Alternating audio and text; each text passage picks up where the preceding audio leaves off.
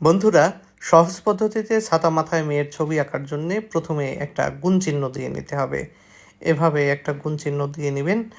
এরপরে এর মাঝখান দিয়ে আরেকটা এরকম দাগ দিয়ে দিবেন এবং উপর থেকে আরেকটা লম্বভাবে এভাবে দাগ দিয়ে প্রত্যেকটা বাহুর সাথে এভাবে বাঁকা লাইনের মাধ্যমে সংযুক্ত করলেই সুন্দর একটা আমব্রেলা বা ছাতা হয়ে যাবে। এভাবে দেখুন আমার ছাতাটা কমপ্লিট হয়ে গেছে। প্রত্যেকটা কর্নারে আমি একটা করে গোল এভাবে দিয়ে দিচ্ছি যাতে ছাতাটা দেখতে অনেক সুন্দর হয়। এরপরে এইভাবে দুই পাশ থেকে দুইটা বাঁকা লাইন টেনে এনে একটা মেয়ের কোমরের অংশ এবং তার জামার নিচের অংশটা এভাবে ঝুলিয়ে দিতে হবে। অনেকেই আপনারা আবার বলেন যে ছাতাটা কে ধরে আছে।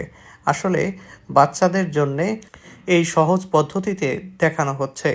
জামায় এরকম কয়েকটা দাগ দিয়ে এবার ঘাড়ের দুই পাশে দুইটা হাত এঁকে দিতে হবে।